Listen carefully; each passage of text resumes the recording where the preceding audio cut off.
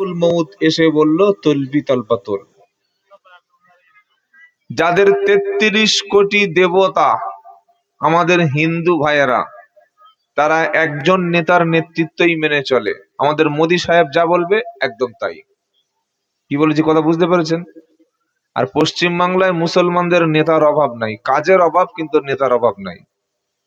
প্রত্যেকটা গ্রামে ওরকম ৩টে ৪টে করে দল, মুসলমান পাড়া এরকম দলের শেষ নাই। অথচ আল্লাহ পাক আমাদেরকে কি শিখিয়েছেন, তিনি আমাদেরকে কি বলেছেন? ওয়াতাসিমু বিহাবলিল্লাহি জামিআন ওয়া লা তাফাররাকু।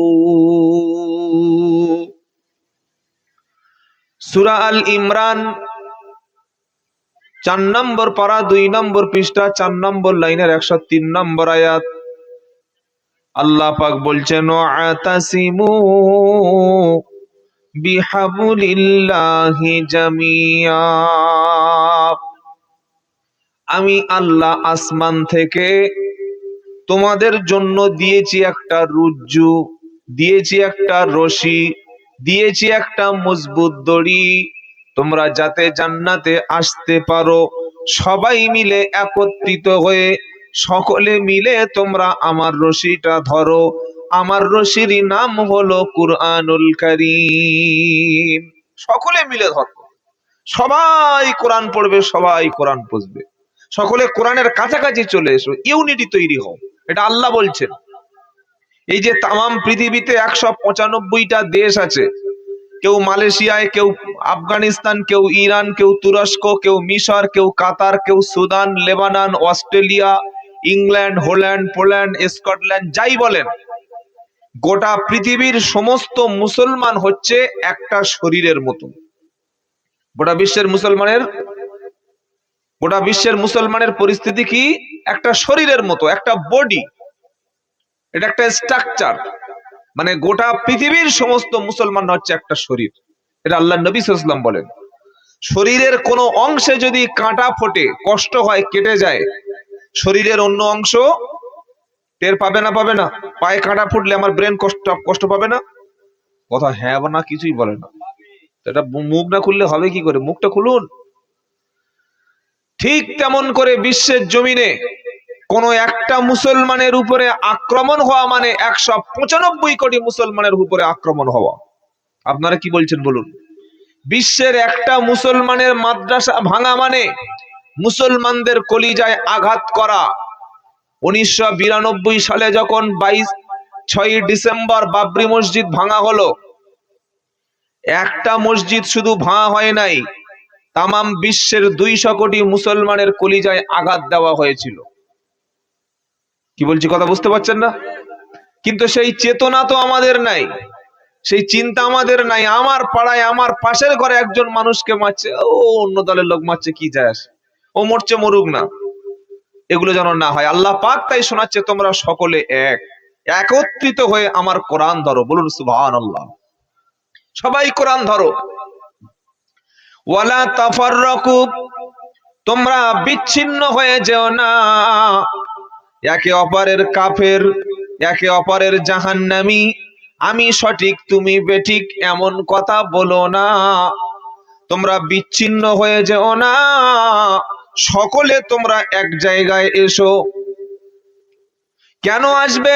ওয়াদকুরু নি'মাতাল্লাহি আলাইকুম ইদ কুনতুম আ'দাআন ফাআল্লাফা বাইনা কুলুবিকুম ফাআসবাহতুম বিনি'মাতিহি ইখওয়ানা। আল্লাহ পাক বলছেন, আমার নিয়ামতের কথা তোমরা স্মরণ করো।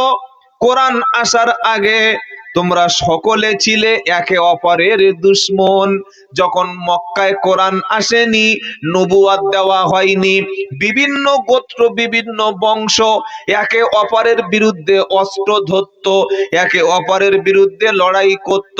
খালি একটা কুয়া থেকে উটের পানি খাওয়াবে, এজন্য বছরের পর বছর যুদ্ধ হতো। যুদ্ধ কখনো থামতো না। কোরআন এসে শোনালো, ওয়াদকুরু নি'মাতাল্লাহি আলাইকুম ইদ কুনতুম আ'দাআন, তোমরা আল্লাহর কোরআনের কথা স্মরণ করো। তোমরা তো একে অপরের শত্রু ছিলে, একে অপরের দুশমন ছিলে। ফাআল্লাফা বাইনা কুলুবিকুম ফাআসবাহতুম বিনি'মাতিহি ইখওয়ানা। তোমরা দুশমনি ছিলে, আমি আল্লাহ কোরআন তোমাদের মাঝখানে দেওয়ার পরে একে অপরের তোমরা এবার হয়ে গেলে ভাই। কি হয়ে গেলাম আমরা সবাই? বিশ্বের মুসলমানরা সকলে কি? জোরে বলুন। আর সামনে ভোটের সময় তখন আর ভাই, তখন শালা হয়ে যায়, তখন আর ভাই থাকে না, কে কার মারতে পারে মাথায়। আমাদের 24 পরগনায় ভাঙড় আছে, আর আপনাদের মুর্শিদাবাদে বেশ কিছু জায়গা আছে, আমি জানি, নাম বলবো না, বললে আবার আমার বার হতে হবে তো এখান থেকে। কি বুঝলেন নাকি বলবো? দেখ, আপনারা নিজেরাই জানেন, মারামারিতে আমরা ফার্স্ট। তো আল্লাহ পাক বলছে তোমরা তো শত্রু ছিলে, কোরআন এসে তোমাদের একে অপরের ভাই বানিয়ে দিল। সুবহানাল্লাহ, সুবহানাল্লাহ। মক্কার মানুষ হলো মদিনার ভাই, মদিনার মানুষ হলো মক্কার ভাই, আর কারোর মধ্যে কোনো শত্রুতা নাই। এরপরে আল্লাহ পাক শোনালো কোরআন এসে তোমাদের ভাই বানিয়ে দিল। আর ওয়াকুনতুম আলা হুফুরাত ওয়াকুনতুম আলা শাফা হুফুরাতিম মিনান নার। তোমাদের আমলগুলি, কাজগুলি এত বাজে পর্যায়ে পৌঁছে গিয়েছিল, তোমরা জাহান্নামের কিনারায় পৌঁছে গিয়েছিলে। কোরআন এসে জাহান্নামের কিনারা থেকে তোমাদের সবাইকে তুলে নিল। আরবের মানুষ মদ খেত, মক্কার মানুষ তারা মূর্তি পূজা করত, মক্কার মানুষ ছিল উলঙ্গ। কাবা শরীফ যখন তওয়াফ করত, ল্যাংটো হয়ে কাপড় খুলে তওয়াফ করত। আল্লাহর নবী বললেন, হ্যাঁ রে, কাবা শরীফ তওয়াফ করছো ল্যাংটো হয়ে কেন, উলঙ্গ হয়ে কেন? তখন তারা বলতো ওয়া ইদা ফাআলু ফাহিশাতান ক্বালু ওয়াজাদনা ওয়াল্লাহু আমারানা বিহা কুল ইন্নাল্লাহা লা ইয়া'মুরু বিল ফাহশাই আতাকুলুনা ফাহশাই। সূরা আরাফ 8 নম্বর পারা 12 নম্বর পৃষ্ঠা 10 নম্বর লাইনের 28 নম্বর আয়াত। আল্লাহ পাক বলেন ওয়া ইদা ফাআলু ফাহিশাতান ক্বালু ওয়াজাদনা। মক্কার মানুষেরা কাবা শরীফের সামনে গিয়ে পুরোপুরি তারা ল্যাংটো হয়ে যেত, আর যাওয়ার পরে নারী ল্যাংটো, পুরুষ ল্যাংটো, ল্যাংটা হয়ে লজ্জাস্থান বার করে কাবা শরীফ তওয়াফ করত। বিশ্ব নবী মুহাম্মদ মুস্তাফা সাল্লাল্লাহু আলাইহি সাল্লাম জিজ্ঞাসা করলেন, তোমরা ল্যাংটো হও কেন? তখন তারা বলল, ক্বালু ওয়াজাদনা আলাইহি আবাআনা, বাপদাদাকে ল্যাংটো হতে দেখেছি তাই আমরা ল্যাংটো হই। যুক্তি দেখেছেন? আচ্ছা, আপনারা ল্যাংটো লোক দেখেছেন? হ্যাঁ, দেখেছেন কি? এটা বাংলা কোন মাস চলছে? পৌষ মাস নাকি অগ্রহায়ণ মাস, এরপরে পৌষ মাস পড়বে, এরপরে মাঘ মাস। মাঘ মাসের প্রথম থেকে 3 দিন 4 দিন দক্ষিণ 24 পরগনার গঙ্গাসাগর বলে একটা জায়গা আছে, মেলা হয়। আমাদের রাজ্য সরকার প্রায় কয়েক শত কোটি টাকা ওখানে ইনভেস্ট করে। বিশাল মেলা, সারা ভারতের বিভিন্ন দেশ, রাজ্য থেকে, বিভিন্ন স্টেট থেকে এবং বাইরের দেশ থেকে সাধু সন্তরা আসে। তো তারা এসে দেখবেন ওখানে গিয়ে পুরো নাগা সন্ন্যাসী আছে। কি সন্ন্যাসী বলেন? নাগা। নাগা মানে কি? মাথা থেকে পা পর্যন্ত কোনো পোশাক নাই। কি বলবেন? সুবহানাল্লাহ বলবেন না নাউজুবিল্লাহ বলবেন?